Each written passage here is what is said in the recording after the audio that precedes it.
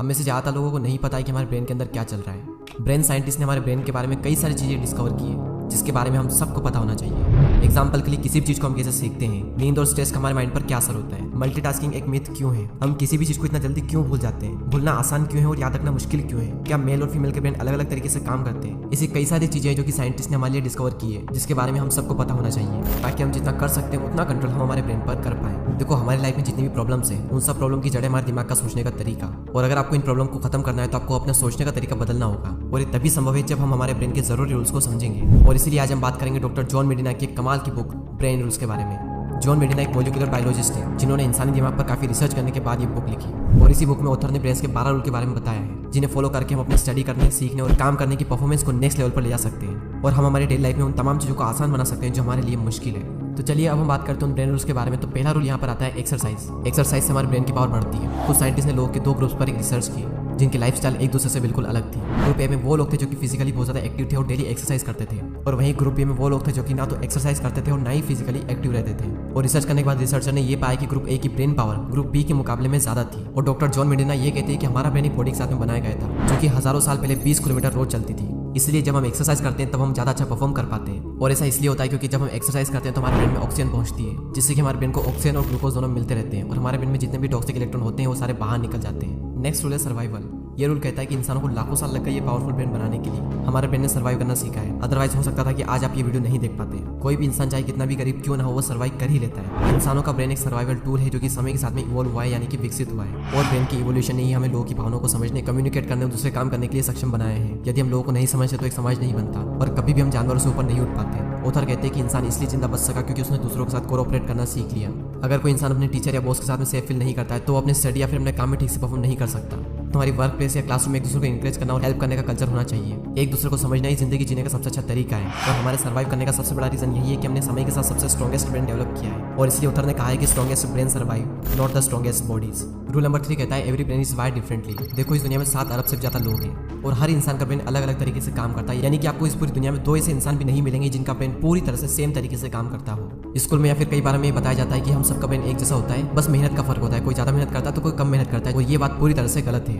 आपका ब्रेन जिस तरह से इन्फॉर्मेशन कलेक्ट करता है, इन्फॉर्मेशन को स्टोर करता है, उस तरह से दुनिया में किसी का भी ब्रेन नहीं करता है। हमारे दिमाग का डिफरेंट पार्ट डिफरेंट लोगों में डिफरेंट तरीके से डेवलप हुआ है, और इसी सच्चाई को हमारा एजुकेशन सिस्टम इग्नोर करता है। इसे हम एक एग्जांपल से समझते हैं। सपोज करो कि स्कूल में 5th क्लास में 20 बच्चे हैं। अब जैसे कि हर बच्चा एक दूसरे से बिल्कुल अलग है, कोई लंबा है, कोई मोटा है, कोई काला है, कोई गोरा है, सब अलग अलग है, और ठीक इसी तरह से हर बच्चे का ब्रेन अलग अलग है। सारे बच्चे 9-10 साल के तो हैं, लेकिन उनके ब्रेन डिफरेंट तरीके से डेवलप हुए हैं। किसी का ब्रेन कम डेवलप हुआ है, किसी का ज्यादा हुआ है, किसी का ब्रेन कुछ एरियाज में डेवलप है, किसी का ब्रेन कुछ एरियाज में थोड़ा वीक है, किसी का ब्रेन कुछ एरियाज में थोड़ा स्ट्रॉन्ग है तो कुछ एरियाज में थोड़ा वीक है। लेकिन उस बच्चे से एक्सपेक्ट क्या किया जाता है कि हम जो बता रहे हैं, हम जो पढ़ा रहे हैं, उसमें उसका ब्रेन स्ट्रॉन्ग होना चाहिए, जो कि कभी भी पॉसिबल हो ही नहीं सकता। ना तो पास्ट में पॉसिबल था, ना प्रेजेंट में पॉसिबल है, और ना ही फ्यूचर में पॉसिबल होगा।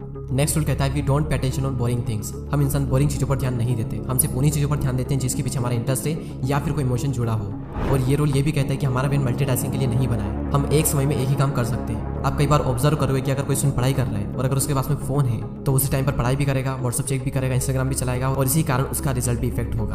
आपको लगता है कि आप एक ही टाइम पर 2 काम कर सकते हो, लेकिन एक्चुअल में ऐसा होता नहीं है। एक्चुअल में हम एक काम को छोड़ देते हैं और फिर दूसरे काम पर आ जाते हैं। तो यहाँ पर हमारा फोकस शिफ्ट होता है, ना कि हम एक बार में 2 काम करते हैं। और जब फोकस एक काम से दूसरे काम पर शिफ्ट होता है तो हमारा जो मेन काम होता है वो छूट जाता है, और ऐसे में हम बोरिंग चीज़ को छोड़ देते हैं और वहाँ पर फोकस करते हैं जहाँ पर हमें फोकस नहीं करना चाहिए। तो इसीलिए हम एक टाइम में एक ही काम कर सकते हैं। इसीलिए पूरी कोशिश करें कि अपने आसपास कोई भी दूसरी चीज़ें ना रखें। जब कोई एक काम करें तो सिर्फ उसी काम पर फोकस करें।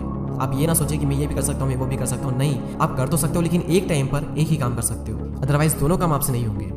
नेक्स्ट रूल है रिपीट टू रिमेंबर। अगर आप कोई भी चीज़ भूल जाते हैं तो ये रूल आपके लिए है। एक रिसर्च के अकॉर्डिंग आपका ब्रेन किसी भी इंफॉर्मेशन को 30 सेकंड तक याद रख सकता है, और अगर आपको इस 30 सेकंड को बढ़ाना है तो आपको उस चीज़ को हर थोड़ी देर में रिपीट करना होगा, तभी आपका ब्रेन उस चीज़ को ज़्यादा टाइम तक याद रख सकता है। अगर कोई बात हो, कोई घटना हो या फिर कोई पर्सन हो तो उसे तो हम सालों तक याद रख सकते हैं, लेकिन अगर कोई नंबर हो, कोई फॉर्मूला हो या फिर किसी भी टाइप की कोई डेट हो तो उसे हमें याद रखने के लिए बार बार हमें उसे रिपीट करना होगा, क्योंकि अगर हम उसे रिपीट नहीं करेंगे तो 30 सेकंड के बाद ही हमें उसे याद रखना मुश्किल हो जाएगा। तो अगर आपको भी भूलने की आदत है तो आप भी उन चीज़ों को बार बार रिपीट करें ताकि आपका ब्रेन लॉन्ग टर्म में उन चीज़ों को याद रख पाए। नेक्स्ट रूल कहता है स्लीप वेल थिंक वेल।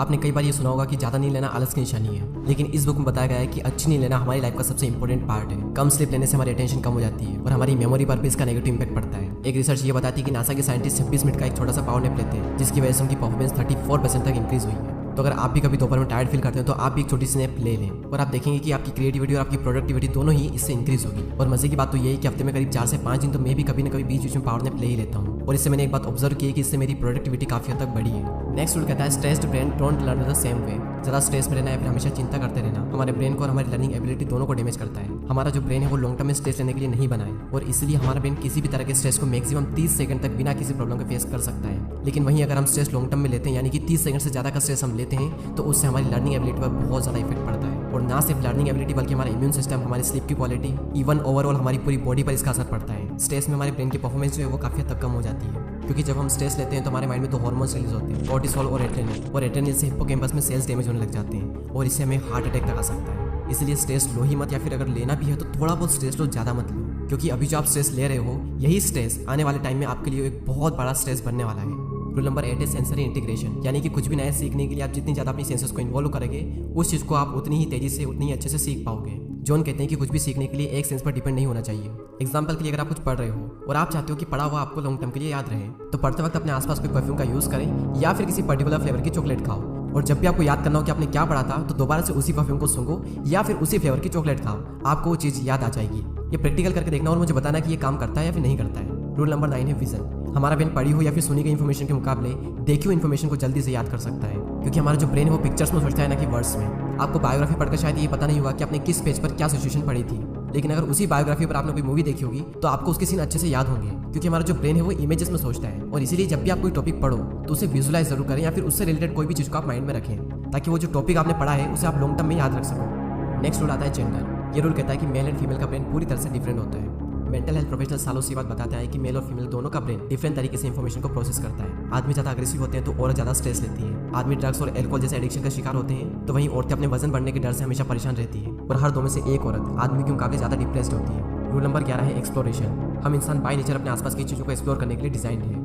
इसलिए अगर हम किसी बच्चे को कोई ऑब्जेक्ट देते हैं तो उसे वो देखकर, सूंघकर, मुंह में लेकर वो लगभग हर पॉसिबल तरीके से एक्सप्लोर करने की कोशिश करता है। या फिर जब हम बच्चे थे तो नई नई चीज़ों को जानने की हमारे अंदर क्यूरियोसिटी थी, हम हर बात पर क्वेश्चंस करते थे। और ऐसा इसलिए क्योंकि आज से करीब 20 लाख साल पहले हमारे पूर्वज यानी होमो सेपियंस इसी तरीके से अपने आसपास की चीज़ों को एक्सप्लोर करके कंक्लूजन निकालते थे। एक्सप्लोर करने की नेचर की वजह से ही आज हम इंसानों का ब्रेन इतना ग्रो कर पाया है। लास्ट रूल कहता है music can make our brain smarter. Doctor John की वाइफ भी एक क्लासिकल म्यूजिक कंपोजर रह चुकी है और उन जैसी काफी म्यूजिशियन को ऑब्जर्व करके और स्टडी करके उन्होंने जाना है कि हमारी म्यूजिक का टेस्ट हमारी पर्सनैलिटी को शो करता है और म्यूजिक हमारी स्किल और मेमोरी को शार्प भी बनाता है। तो म्यूजिक को सुनना या कंपोज करना हमारी रीडिंग, मैथ्स और हमारी इमोशनल इंटेलिजेंस को बढ़ाता है और म्यूजिक सुनना हमारे मूड को भी चेंज कर सकता है। तो ये थे ब्रेन के 12 rules. Exercise, survival, every brain is wired differently, we don't pay attention on boring things, repeat to remember, sleep well, think well, stressed brain don't learn the same way, sensory integration, vision, gender, exploration and last the music can make our brain smarter. I hope कि आपको video helpful लगा होगा। ऐसी और videos को देखने के लिए सब्सक्राइब करके बेल आइकन को प्रेस करें।